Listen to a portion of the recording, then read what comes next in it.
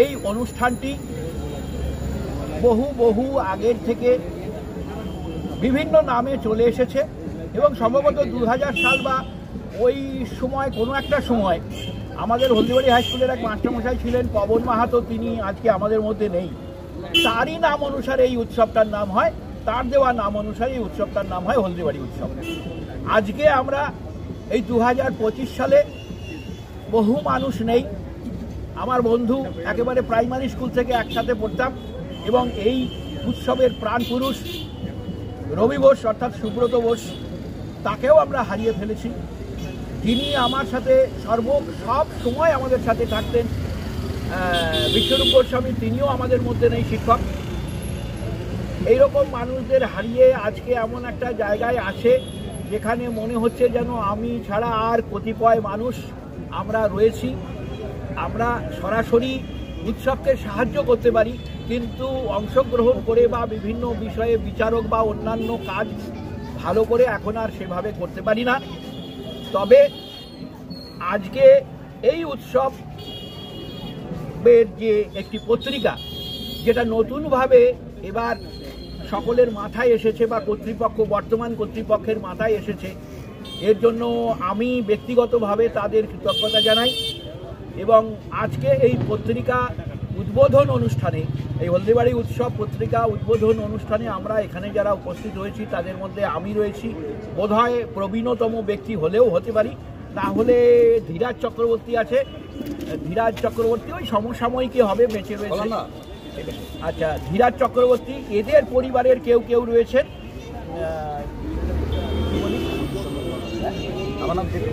দেবকুমার বণিকদের পরিবারের কেউ কেউ রয়েছেন, যাদের আমরা বিভিন্নভাবে বিভিন্ন সময় সহযোগিতা পেয়েছি। আমার বন্ধুস্থানীয় ছিলেন হচ্ছে রাজীবের বাবা, যেমন মুকুল কুমার কুণ্ডু, সেও আমাদের মধ্যে নেই। তাছাড়া অজয় বা অন্যান্যরা ভীষণভাবে এই অনুষ্ঠানে সাহায্য করেছে বা প্রত্যক্ষভাবে অংশগ্রহণ করেছে বিভিন্ন জায়গায়। সব নাম এই মুহূর্তে মনে পড়ছে না। তবে আজকে এই পত্রিকা উদ্বোধন অনুষ্ঠানে আমরা যারা এখানে উপস্থিত হয়েছি তাদের মধ্যে আমি যাদের দেখতে পাচ্ছি সবাই এখানে আমার ছাত্রও বটে, স্নেহধন্যও বটে। আমি দেখতে পাচ্ছি হচ্ছে আমাদের এখানে যারা এই ছবিগুলো বা এই যোগাযোগটা রক্ষা করবার জন্য রয়েছেন, তারা তো রয়েছেন, আমি তাদের সবার নাম জানি না, আমি শুনে নেব। তবে এখানে রয়েছেন আমাদের প্রাক্তন বিধায়ক অর্ঘ্য রায় প্রধান মহাশয় রয়েছেন, দেবকুমার বণিক, কাঞ্চন চ্যাটার্জি, সন্তোষ রজক, অজয় কুণ্ডু, আমি বললাম এক্ষুনি, আশিস চক্রবর্তী, ভাস্কর কুণ্ডু, সুনীল সাহা, কিংসুক দে, রাজীব কুণ্ডু, কল্যাণ সরকার, সৌগত বোস, পাপু সাহা, মানস বণিক, সৌমেন বোস, সৌগত বোস, সুব্রত বণিক, তোমার নাম বন্দনা রায়, শুভজ্যোতি রায়, ইফতেসাম প্রধান, সাহেব চক্রবর্তী, উত্তম দত্তকে দেখতে পাচ্ছি। এবং আমরা এই সবাই মিলে, এবং বিশেষত বিধায়ক আমার পাশে রয়েছেন, মর্যাদা অনুসারে বিধায়ক এবং আমরা একসাথে এই পত্রিকার উদ্বোধন ঘোষণা করছি। অরণিকা হলদিবাড়ি উৎসব। হ্যাঁ, বলো। এই পত্রিকা কি কি রয়েছে যদি কিছু বলেন। এ বিষয়ে পত্রিকা যারা বার করেছেন কল্যাণ সরকার বলবেন। হ্যাঁ, কল্যাণ সরকার, আমি কল্যাণ সরকারকে দায়িত্ব দিচ্ছি এ বিষয়ে মুখপাত্র হিসেবে বলবার জন্য। কল্যাণ এখানে বসে বলো। ঠিক আছে, সবাইকে শুভ সন্ধ্যা। আমরা প্রতি বছরের ন্যায় এবারও হলদিবাড়ি উৎসবের আয়োজন করেছি। আপনারা সবাই জানেন যে মূল উৎসব হয় 23 থেকে 26শে জানুয়ারি, কিন্তু এছাড়াও বিভিন্ন ক্রীড়া প্রতিযোগিতাগুলো আগেই শুরু হয়। সেটা আমাদের অলরেডি শুরু হয়েছে 4 জানুয়ারি থেকে। মূল প্রোগ্রাম চলবে 23 থেকে 26শে জানুয়ারি। এবার আমরা এইবার মোটামুটি 70টা ইভেন্টে প্রোগ্রাম করছি, প্রতিযোগিতা এবং সাংস্কৃতিক অনুষ্ঠান মিলে 70টা ইভেন্ট করছি।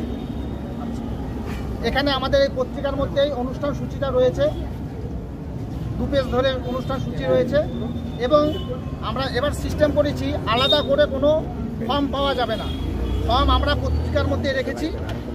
সবাইকে এই পত্রিকাটা নিয়ে এইখানে ফর্ম আছে, এই ফর্মটা আপনাদের ফিল আপ করে, ফর্মে কি কি আছে যদি বলেন অল্প, ফর্মটার মধ্যে কি কি রয়েছে, কি লেখা রয়েছে? ফর্মটার থেকে রয়েছে নাম, ইংরেজিতে বাংলাতে প্রতিযোগীর নাম, বাবার নাম, ডেট অফ বার্থ, আর কী কী ইভেন্টে সে অংশগ্রহণ করবে এবং তার বয়স কত।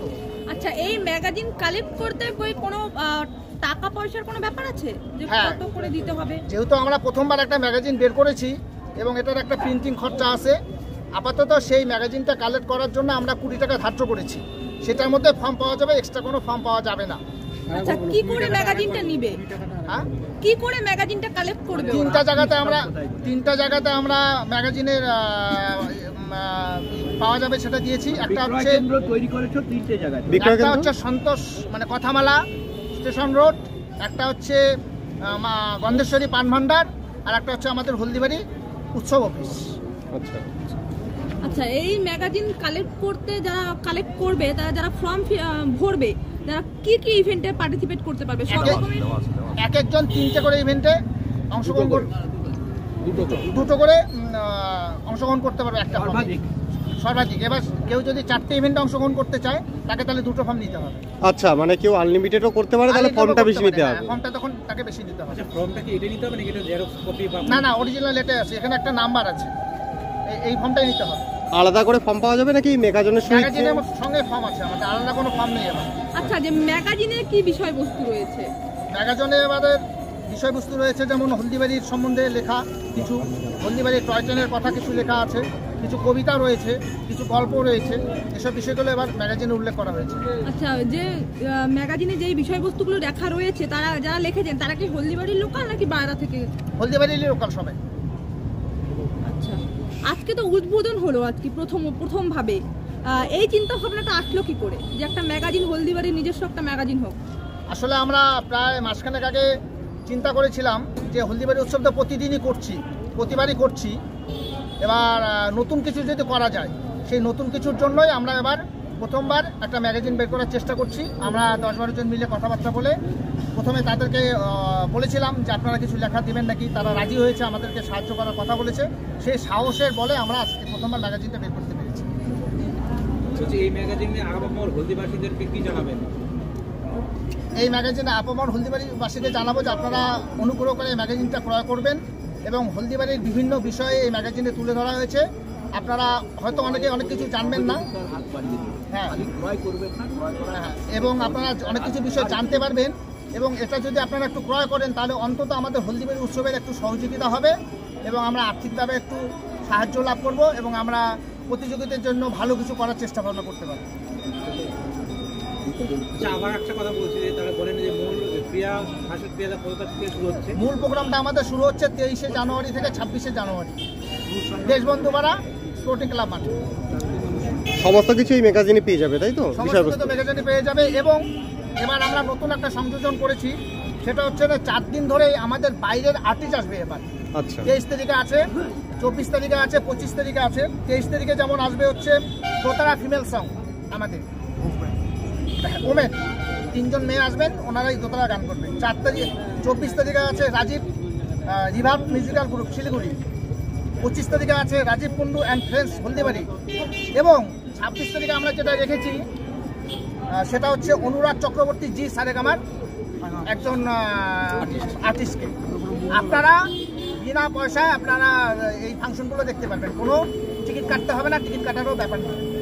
আপনারা এই পত্রিকাটা কি রেগুলার চালাবেন, মানে পরের বছরও চেষ্টা করবো চালে আমরা যদি সাপোর্ট পাই এবং হলদিবাড়িবাসী যদি বলে যে না খুব ভালো প্রোগ্রাম হয়েছে, ভালো হয়েছে, তাহলে আমরা নেক্সটের থেকে চালানোর চেষ্টা করবো।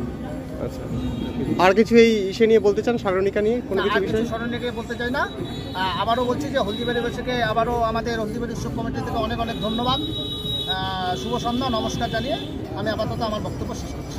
ঠিক আছে।